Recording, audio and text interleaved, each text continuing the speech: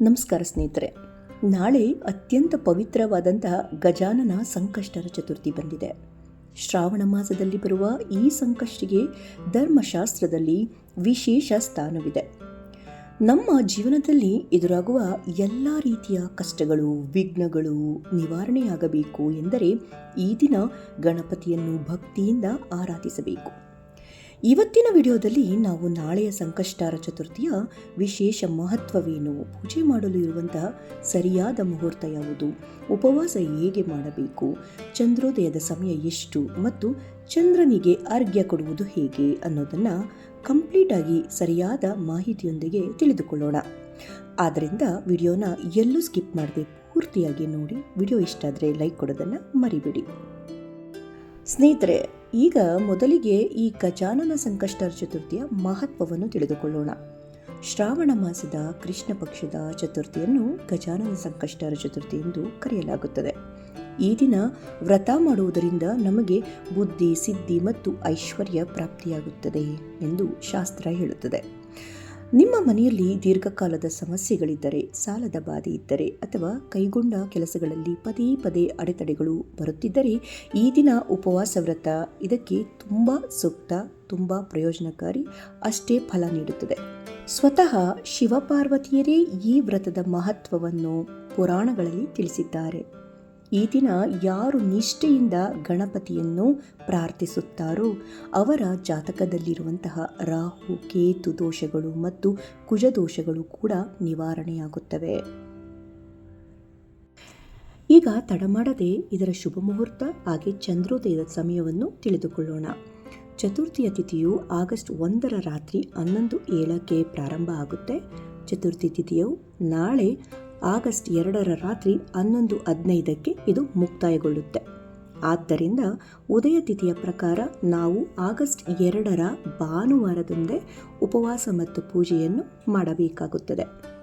ನಾಳೆ ಬೆಳಗ್ಗೆ ಪೂಜೆ ಮಾಡಲು ಅತ್ಯಂತ ಶುಭ ಮುಹೂರ್ತ ನೋಡುವುದಾದರೆ ಬೆಳಗ್ಗೆ 7:24ರಿಂದ ಮಧ್ಯಾಹ್ನ 12:27 ಈ ಒಂದು ಸಮಯವಿರುತ್ತದೆ. ಈ ಸಮಯದಲ್ಲಿ ಮನೆಯಲ್ಲಿ ಗಣೇಶನಿಗೆ ವಿಶೇಷವಾಗಿ ಅಭಿಷೇಕ ಪೂಜೆಯನ್ನು ಮಾಡಬಹುದು. ಇನ್ನು ಇದರ ಪ್ರಮುಖ ಭಾಗವೆಂದರೆ ಚಂದ್ರ ದರ್ಶನ ಹಾಗೆ ಅರ್ಘ್ಯವನ್ನು ನೀಡುವುದು.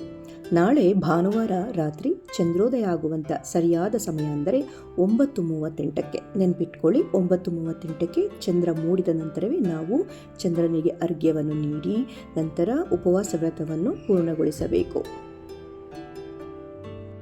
ಈಗ ಪೂಜೆಗೆ ಏನೆಲ್ಲ ಸಿದ್ಧತೆ ಮಾಡ್ಕೊಬೇಕು ಮತ್ತು ಪೂಜೆ ಮಾಡೋ ವಿಧಾನವನ್ನು ನೋಡೋದಾದರೆ, ನಾಳೆ ಬೆಳಿಗ್ಗೆ ಬೇಗ ಎದ್ದು ಸ್ನಾನವನ್ನು ಮುಗಿಸಿ ಕೆಂಪು ಅಥವಾ ಹಳದಿ ಬಣ್ಣದ ಮಡಿ ಬಟ್ಟೆಯನ್ನು ನೀವು ಧರಿಸಬೇಕಾಗುತ್ತೆ.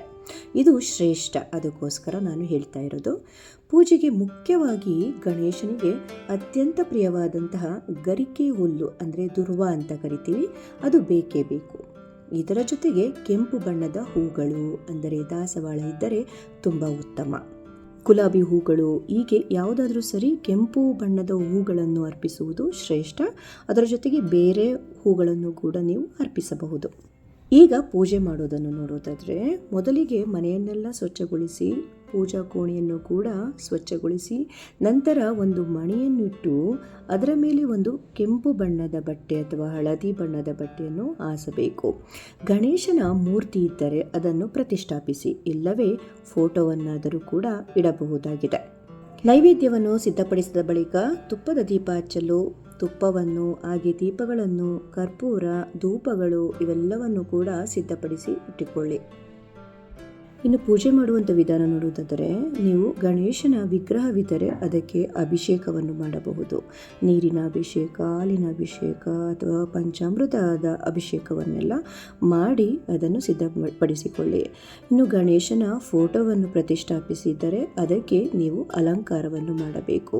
ಗಣಪತಿಗೆ ಗಂಧ, ಕುಂಕುಮ ಇಟ್ಟು ಅಲಂಕಾರ ಮಾಡಿ. ಮೊದಲು ದೀಪವನ್ನು ಹಚ್ಚಿ ಪ್ರಾರ್ಥನೆ ಮಾಡಿ, ಹಾಗೆ ಹೂಗಳನ್ನು ಕೂಡ ಅರ್ಪಿಸಿ. ನಂತರ ಕನಿಷ್ಠ 21 ಆದರೂ ಗರಿಕೆ ಹುಲ್ಲನ್ನು ಗಣೇಶನಿಗೆ ಅರ್ಪಿಸಿ.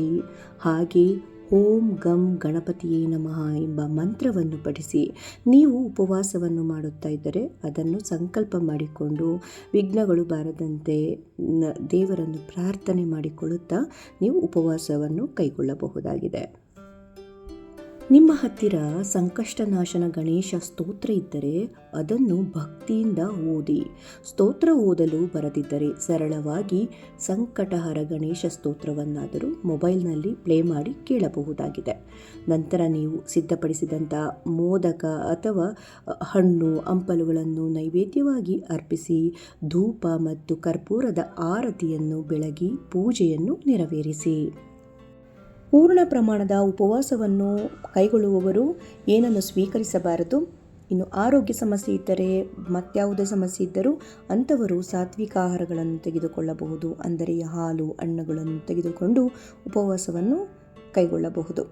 ಇನ್ನು ರಾತ್ರಿ 9:38ಕ್ಕೆ ಚಂದ್ರೋದಯವಾದಾಗ ಒಂದು ಹಿತ್ತಾಳೆಯ ತಟ್ಟೆ ಇದ್ದರೆ ಅದಕ್ಕೆ ಅಕ್ಕಿಯನ್ನು ಹರಡಿ ಅದರ ಮೇಲೆ ಒಂದು ಶುದ್ಧವಾದ ಒಂದು ಚಂಬನ್ನು ತೆಗೆದುಕೊಂಡು, ಅಂದರೆ ತಾಮ್ರದ ಚಂಬು ಅಥವಾ ಹಿತ್ತಾಳೆಯ ಚಂಬನ್ನು ತೆಗೆದುಕೊಂಡು ಅದಕ್ಕೆ ಶುದ್ಧವಾದ ನೀರು ಮತ್ತು ಸ್ವಲ್ಪ ಹಾಲು ಮತ್ತು ಸ್ವಲ್ಪ ಅಕ್ಷತೆ, ಹಾಗೆ ಅರಿಶಿನ ಕುಂಕುಮ ಮತ್ತು ಕೆಂಪು ಹೂಗಳನ್ನು ಮತ್ತು ಗಣೇಶನಿಗೆ ಅರ್ಪಿಸುವಂತಹ ಗರಿಕೆ ಹುಲ್ಲನ್ನು ಸ್ವಲ್ಪ ಹಾಕಿಕೊಂಡು ಚಂದ್ರನಿಗೆ ಅರ್ಘ್ಯವನ್ನು ಕೊಡಬೇಕು.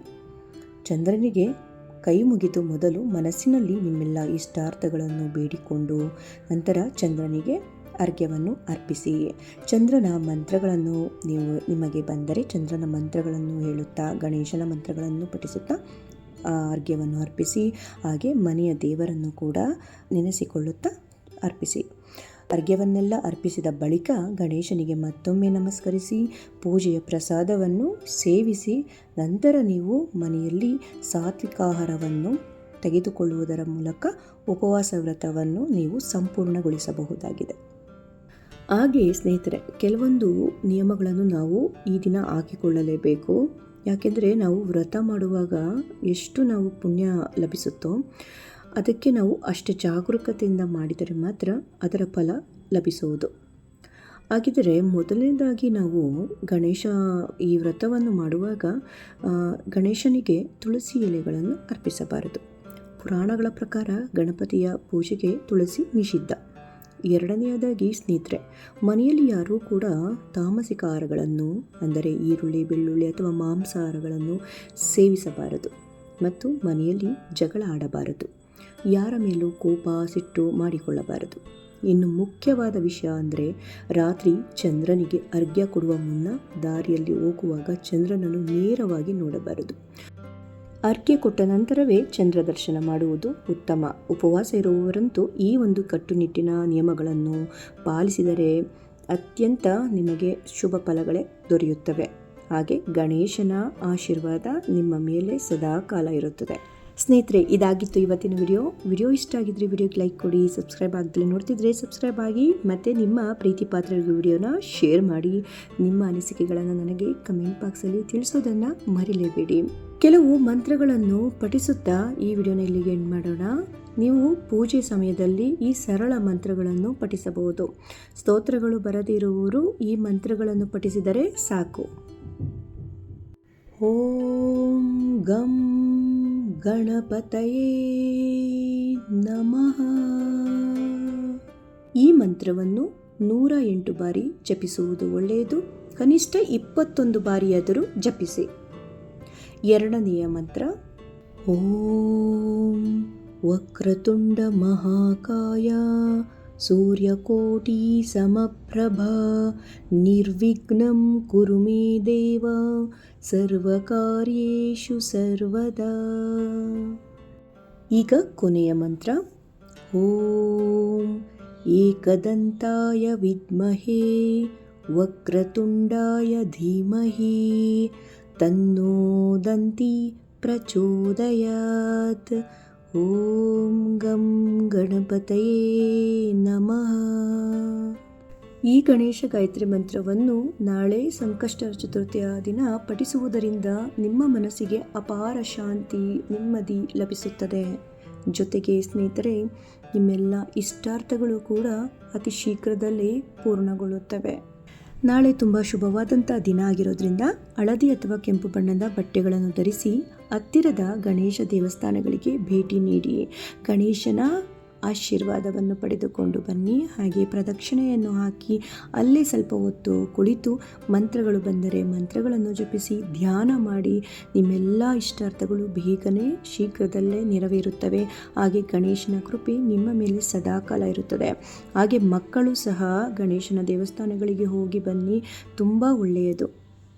ಯಾರೆಲ್ಲ ವಿಡಿಯೋನ ಪೂರ್ತಿಯಾಗಿ ನೋಡಿದ್ದೀರೋ ನಿಮ್ಮೆಲ್ಲರಿಗೂ ಹೃತ್ಪೂರ್ವಕ ಧನ್ಯವಾದಗಳು. ಓಂ ಗಂ ಗಣಪತಿಯೇ ನಮಃ.